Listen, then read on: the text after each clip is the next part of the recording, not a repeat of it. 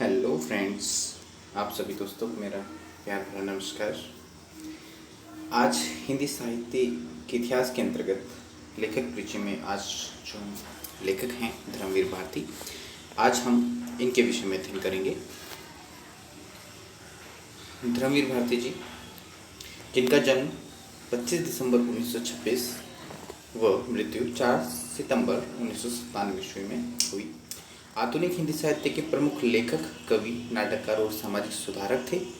वे साप्ताहिक पत्रिका धर्मयुग के प्रधान संपादक भी रहे। डॉक्टर धर्मवीर भारती को 1972 ईस्वी में पद्मश्री से सम्मानित किया गया। उनका उपन्यास गुनाहों का देवता हिंदी साहित्य के इतिहास में सदाबहार माना जाता है। गुनाहों का देवता उपन्यास ही एक ऐसा उपन्यास है इनका, एकमात्र रचना के कारण इनको प्रसिद्धि प्राप्त हुई है। आइए आगे देखते हैं इनके जीवन, जन्म व शिक्षा के बारे में। यदि इनकी जन्म के विषय में हम बात करें तो अभी बात की कि इनका जन्म 25 दिसंबर 1926 को इलाहाबाद को अतुल सुइया नामक मोहल्ले में हुआ था। प्रयागराज इलाहाबाद में इनका जन्म हुआ। इनके पिता का नाम श्री चिरंजीवी लाल वर्मा व माता का नाम श्रीमती चंदा देवी था। संस्कार देते बड़े लाड़ प्यार से माता पिता अपने दोनों बच्चों धर्मवीर भारती व उनकी छोटी बहन वीरबाला का पालन कर रहे थे कि अचानक उनकी माँ सख्त बीमार पड़ जाती है। 2 साल तक बीमारी से लड़ती रहीं, उनको बीमारी चलती रही, बहुत खर्च हुआ। पिता इस कर्ज में दब गए। लालन पालन में बहुत सारी प्रॉब्लम्स आने लगी। उनका पारिवारिक जीवन थोड़ा सा संतुलन बिगड़ गया। उसी बीमारी और कर्ज के कारण वे मन से टूट गए। उनके पिताजी थे श्री चिरंजीलाल वर्मा जी, वो मन से टूट गए और स्वयं भी बीमार पड़ गए। और माताजी से पहले ही 1939 में उनकी मृत्यु हो गई। पिताजी की मृत्यु पहले हो गई। माताजी पहले से बीमार थी, परंतु उनके कर्ज, पारिवारिक कर्ज, जिनका सही से उपार्जन न हो पाने के कारण उनकी मृत्यु हो गई। धर्मवीर भारती जी की शिक्षा के बारे में बात करते हैं तो इंटरमीडिएट में पढ़ रहे थे कि गांधी जी के आह्वान पर पढ़ाई छोड़ दी और आज़ादी की लड़ाई में कूद पड़े। सुभाष चंद्र बोस जी के बहुत बड़े प्रशंसक थे। जहां एक तरफ गांधी जी का सूत्र था अहिंसात्मक, वहीं पर सुभाष चंद्र बोस के हिंसा के वो बहुत बड़े प्रशंसक रहे। बचपन से ही शस्त्रों के प्रति आकर्षण भी जाग उठा था। वह सुभाष चंद्र बोस जी के विचारों पर चलते हुए उनके प्रति, शस्त्रों के प्रति उनके मन में आकर्षण जाग उठा और समय से हथियार साथ में लेकर चलने लगे और सशस्त्र क्रांति दल में शामिल होने के सपने मन में संजोने लगे। पर अंततः मामा जी के समझाने बुझाने के बाद 1 वर्ष का नुकसान करने के बाद इलाहाबाद विश्वविद्यालय में स्नातक की पढ़ाई करने लगे। उसके बाद जब उन्हें सुभाष चंद्र बोस जी के विचारों के प्रति आकर्षण हो गया, शस्त्रों के प्रति आकर्षण हो गया, तो उनके मामा जी ने उनको समझाया बुझाया कि शिक्षा ही सबसे बड़ा शस्त्र है, पहले आप शिक्षा की ओर लौटें। तो 1 वर्ष का नुकसान हुआ, परंतु उसके बाद इलाहाबाद विश्वविद्यालय में स्नातक की पढ़ाई करने के लिए उन्होंने एडमिशन ले लिया। उसके बाद कोर्स की पढ़ाई के साथ साथ उन्हीं दिनों जो आपके पाश्चात्य विद्वान रहे हैं, पाश्चात्य साहित्य के Shelley, Keats, Wordsworth, Tennyson, Emily Dickinson तथा अनेक फ्रांसीसी, जर्मन और स्पेनिश कवियों के अंग्रेजी अनुवाद पढ़े। एमिल जोला, शरद चंद्र, चार्ल्स डिकेंस, विक्टर ह्यूगो तथा टॉल्स्टॉय के उपन्यास में खूब डूब गए। मतलब साहित्य के प्रति उनका रुझान बढ़ने लगा। पाश्चात्य साहित्य को उन्होंने बहुत पढ़ा, अनुवादित उनकी जो भी रचनाएं थी उन सबको पढ़ा और वे पूरी तरह से उसमें डूब गए और मुख्यतः डूबे हैं वह उपन्यासों में। आगे उनके लेखन और पत्रकारिता के विषय में अध्ययन। स्नातक और स्नातकोत्तर की पढ़ाई ट्यूशनों के सहारे चल रही थी। उन्हीं दिनों कुछ समय श्री पद्मकांत मालवीय के साथ अभ्युदय में काम किया, अभ्युदय पत्रिका जो है। उसके बाद इलाचंद्र जोशी जो मनोवैज्ञानिक उपन्यासकार हुए हैं, उनके साथ संगम में काम किया। मालवीय जी के साथ अभ्युदय में, जोशी जी के साथ संगम में, इन्हीं दोनों से उन्होंने पत्रकारिता के गुर सीखे। जोशी जी से और मालवीय जी से उन्होंने पत्रकारिता सीखी। कुछ समय तक हिंदुस्तानी एकेडमी में भी काम किया। उन्हीं दिनों खूब कहानियाँ भी लिखी। मुर्दों का गांव और स्वर्ग और पृथ्वी नामक 2 कहानी संग्रह छपे। बहुत ही महत्वपूर्ण कहानी संग्रह हैं मुर्दों का गांव और पृथ्वी और स्वर्ग और पृथ्वी। छात्र जीवन में भारती का शरद चंद्र चट्टोपाध्याय, जयशंकर प्रसाद, ऑस्कर वाइल्ड का बहुत प्रभाव था। इन्हीं दिनों वे माखनलाल चतुर्वेदी के संपर्क में आए। माखनलाल चतुर्वेदी के संपर्क में आए और उन्हें पिता तुल्य मानने लगे। दादा माखनलाल चतुर्वेदी ने भारती को बहुत प्रोत्साहित किया। मतलब जो साहित्य लेखन कार्य के जो भी गुरु थे वो उन्होंने गुरु के रूप में माखनलाल चतुर्वेदी को माना और उन्हीं के विचारों के द्वारा अपने आप को अग्रसरित किया। शोध कार्य और धर्मयुग पत्रिका में उनका बहुत महत्वपूर्ण कार्य योगदान रहा है, उसको देखते हैं। ये डॉक्टर धीरेन्द्र वर्मा के निर्देशन में जो शोध कार्य रहा है इनका, वो डॉक्टर धीरेन्द्र वर्मा के निर्देशन में सिद्ध साहित्य पर इन्होंने शोध कार्य किया, PhD की है, जो है सिद्ध साहित्य टॉपिक है, बहुत ही महत्वपूर्ण है। पूछ लिया जाता है कि डॉक्टर धर्मवीर भारती जी ने किस टॉपिक को लेकर, किस प्रकरण को लेकर अपना शोध किया है। साथ ही उस समय कई कविताएं लिखी जो बाद में ठंडा लोहा, बहुत ही महत्वपूर्ण इनका संग्रह है, ठंडा लोहा नामक पुस्तक में छपी। और उन्हीं दिनों गुनाव का देवता जो उपन्यास है, जो इनको ख्याति प्राप्त हुई है, जिसके कारण गुनाव का देवता उपन्यास लिखा। साम्यवाद से मोहभंग के बाद प्रकृतिवाद एक समीक्षा नामक पुस्तक लिखी। कुछ अंतराल के बाद सूरज का सातवां घोड़ा, ये भी बहुत ही महत्वपूर्ण उपन्यास है इनका, दोनों ही, गुनाव का देवता और सूरज का सातवां घोड़ा अनोखा उपन्यास है। धर्मवीर भारती के द्वारा संपादित धर्मयुग पत्रिका की कसौटी बन चुका था। आज के पत्रकारिता के विद्यार्थी उनकी शैली को Dharamvir Bharati school of journalism, ये देखिए कि उनकी जो शैली थी उसको ही एक नाम दे दिया, Dharamvir Bharati school of journalism के नाम से जाना। सांस्कृतिक, सामाजिक, आर्थिक, वैज्ञानिक, खेलकूद और साहित्यिक सभी पक्षों को समेटते हुए राष्ट्रीय और अंतर्राष्ट्रीय विषयों पर हर अंक में सामग्री दी जाती थी।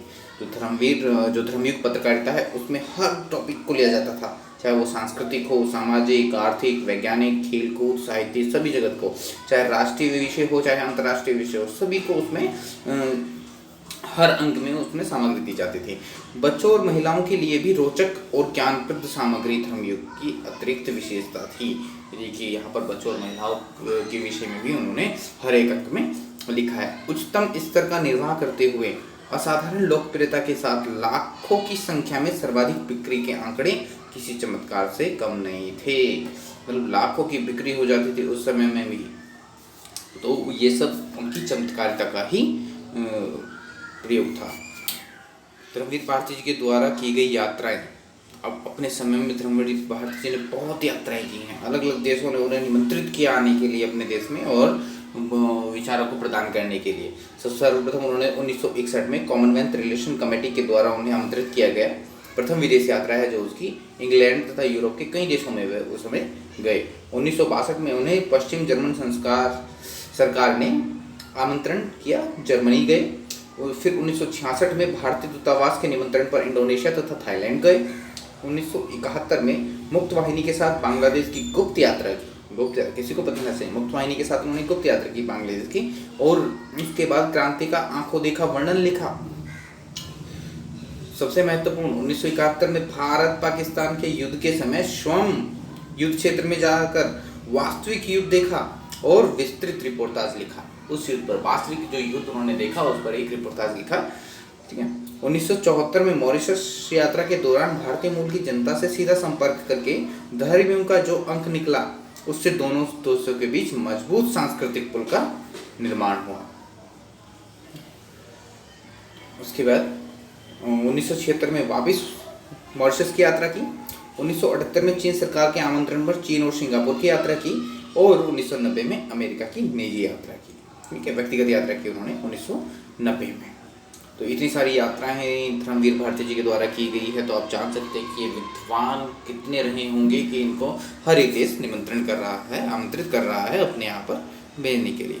अब इनकी रचनाओं पर एक नज़र डालते हैं जो बहुत ही महत्वपूर्ण विषय है। हर एक क्षेत्र पर, हर एक विधा पर, गद्य गीत, हिंदी साहित्य की हर एक विधा पर इन्होंने रचनाएं की। आप देख सकते हैं यहाँ पर कविता हो, पद्य नाटक, कहानी संग्रह, रेखा चित्र, संस्मरण, उपन्यास, निबंध, रिपोर्टाज, इन सब को लेते हुए इसके बाद आलोचना, एकांकी नाटक, अनुवाद, यात्रा विवरण, संपादन, सब कितने सारे विधाएं हैं। दो मुश्किल से 1-2 विधाएं छुट्टी होंगी, बड़ा बाकी इन्होंने सब विधाओं पर अपनी सब विधाओं को लेकर इन्होंने रचनाएं की हैं। आइए सबसे पहले देखते हैं जिनकी महत्वपूर्ण रचनाएं कविता में ली जाती हैं। इस कविता में सबसे महत्वपूर्ण रचना ठंडा लोहा, जो 1952 में प्रकाशित हुआ इनका संग्रह, 7 गीत वर्ष और कनुप्रिया, तीनों ही बहुत महत्वपूर्ण है। सपना अभी भी ये 1993 और अद्यतन 1999, यहाँ पर ये थोड़ा कम महत्वपूर्ण माने जा सकते हैं, पर ये तीनों ही रचनाएं बहुत महत्वपूर्ण है इनकी। पद्य नाटक में अंधायुग बहुत ही महत्वपूर्ण है, अंधायुग इनका पद्य नाटक है। और उसके बाद कहानी संग्रह में देखते हैं मुर्दों का गांव, स्वर्ग और पृथ्वी, जो पहले ही लिख चुके थे वो अपने शोध कार्य के समय में ही, चांद और टूटे हुए लोग, बंद गली का आखिरी मकान। इसमें आपका चांद और टूटे हुए लोग और बंद गली का आखिरी मकान दोनों ही महत्वपूर्ण रचनाएं हैं। रेखा चित्र में कुछ चेहरे कुछ चिंतन, ये रचना की। संस्मरण में शाब्दिता, और उसके बाद उपन्यासों में तो छा गए। उपन्यासों में गुनाहों का देवता, जिसकी प्रसिद्धि का इनका प्रसिद्धि हुई, सूरज का सातवां घोड़ा, 11 सपनों का देश, आरंभ और समापन 1960 में। इसमें गुनाहों का देवता और सूरज का सातवां घोड़ा बहुत ही महत्वपूर्ण लिए जाते हैं। निबंध, ठेले पर हिमालय, क्या निबंध है, बहुत ही जबरदस्त, मैं तो सभी को पढ़ना चाहिए ठेले पर हिमालय। कहानी अनकहानी, पश्यंती, साहित्य विचार और स्मृति, इसमें महत्वपूर्ण ठेले पर हिमालय। रिपोर्टाज, मुक्त क्षेत्र, युद्ध क्षेत्र और युद्ध यात्रा 1972 में इन्होंने जो की है। आलोचना, प्रगतिवाद एक समीक्षा 1949 में। आलोचनाओं में उन्होंने प्रकृतिवाद एक समीक्षा 1949 में और मानव मूल्य और साहित्य 1960 में। एक एकांकी नाटक भी लिखा। एकांकी नाटक वह होता है जिस नाटक में सिर्फ एक ही अंक में उसका आरंभ और समापन हो जाता है। नदी प्यासी थी 1954 में उन्होंने एक एकांकी नाटक लिखा है। उसके बाद जो अनुवाद किए गए हैं दूसरी भाषाओं से, ऑस्कर वाइल्ड की कहानियाँ 1946, देशांतर 21 देशों की आधुनिक कविताएं उन्होंने इसमें लिखी हैं जो 1960 में लिखा गया है। यात्रा विवरण, यात्रा चक्र 1994 में। संपादन अभ्युदय और संगम का जो उन्होंने किया था, कार्य किया था, जिसमें हिंदी साहित्य को कुचन, आलोचना, निष्कर्ष और सबसे अंत में जो उन्होंने सबसे अधिक समय दिया है वो धर्मयुग को दिया गया है। सबसे महत्वपूर्ण धर्मयुग पत्रिका में उन्होंने संपादन कार्य किया। उसके बाद उनके निधन को पेश धर्मयुग को पत्रकारिता का आकाश छूती ऊंचाई तक पहुंचाकर 27 वर्षों तक, आप देख सकते हैं कि धर्मयुग पत्रिका का संपादन लगातार 27 वर्षों तक उन्होंने एकाग्रता के साथ काम करके किया। उसके बाद 1987 में उन्होंने उससे अवकाश लिया, छुट्टी ले ली, संपादन के कार्य से उन्होंने छुट्टी ले ली। 1989 में हृदय रोग से गंभीर रूप से बीमार हो गए।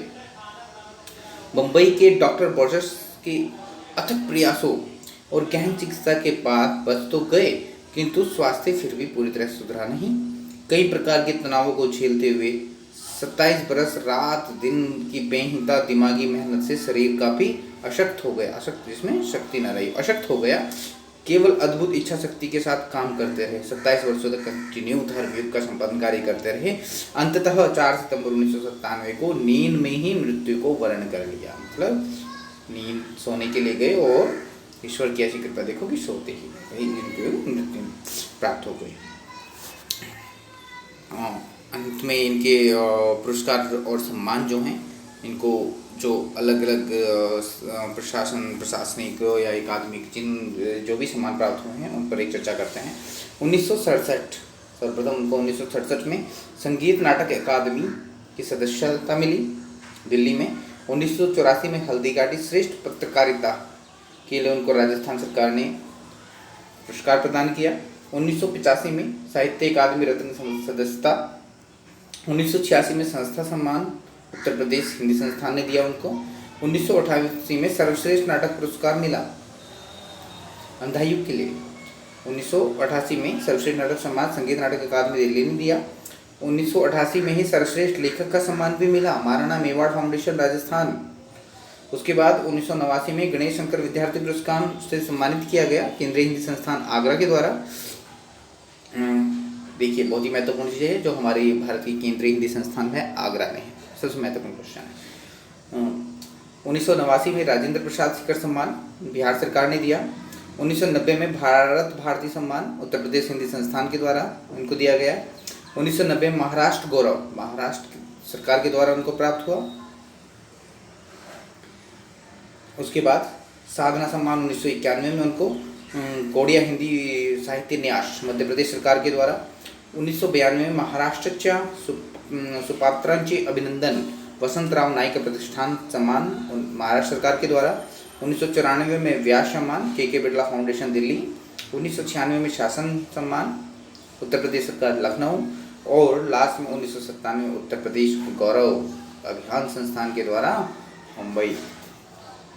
तो आप देख सकते हैं कि 1967 से लेकर 1997 तक 30 वर्ष की लंबी समय सीमा तक उनको सम्मान व पुरस्कार मिलते रहे। इस तरह की एक अनूठी, एक ऐसे ही अकल्पनीय प्रतिभा को लेकर धर्मवीर भारती जी का जन्म हुआ। हिंदी साहित्य में उन्होंने अनूठा, अमूल्य, एक महत्वपूर्ण योगदान उन्होंने दिया है। इसलिए बहुत ही महत्वाकांक्षी, बहुत ही महत्वपूर्ण लेखक के रूप में जाने जाते हैं धर्मवीर भारती जी। आइए अंत में उनकी एक कोटेशन के साथ हम इस वीडियो का समापन करते हैं। खामोश कौन है जो अंधेरे में मुट्ठियां कसे, होठ भींचे एक शब्द के लिए झटपटाता है। खबरदार, बहुत ही महत्वपूर्ण शब्द, बहुत ही महत्वपूर्ण कोटेशन कह के गए हैं। कौन है जो अंधेरे में मुट्ठियां कसे, होठ भींचे एक शब्द के लिए झटपटाता रहे। मतलब कोई भी व्यक्ति अपने मन में डर, असहजता को लिए हुए ऐसा महसूस होता है कि कुछ कहना चाहता है पर कह नहीं पाता है, क्योंकि अंधेरे से डर में वो ऐसा अंदर से झोट रखा है कि अपनी अभिव्यक्ति प्रदान नहीं करता है। परंतु कहता है कि खबरदार, इस तरह का इस पृथ्वी पर, इस साहित्य में, इस भारती में कोई ऐसा व्यक्ति ना हो जो अपनी अभिव्यक्ति को प्रदान न करते। सभी के अंदर ऐसी प्रतिष्ठा होनी चाहिए, ऐसा ज्ञान होना चाहिए कि अपने अंदर उभरी हुए विचारों को, अभिव्यक्ति को प्रदान कर सके। इसी के साथ आपका बहुत बहुत धन्यवाद इस वीडियो को देखने के लिए, जानने के लिए। मैं आपके कमेंट की प्रतीक्षा करूंगा आगे की और वीडियो बनाने के लिए। तब आपका बहुत बहुत धन्यवाद। जय हिंद।